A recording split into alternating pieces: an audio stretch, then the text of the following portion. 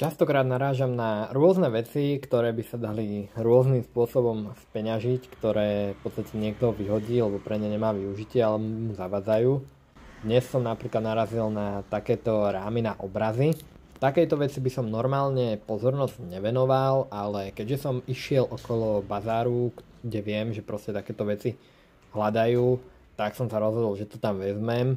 Toto je taký malý bazárik v Trenčine na Legionárskej. Mávajú tu celkom zaujímavé veci občas. Tak a tu je moja odmena.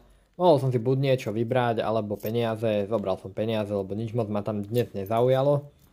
Takže 3,40 zarobené. Nebol to zase nejako najväčší deal mojho života, ale aj to stačí na kávičku. Normálne, ako hovorím, by som tomu nevenoval nejakú pozornosť, ale mal som to po ceste a aspoň som mohol takto natočiť vlog.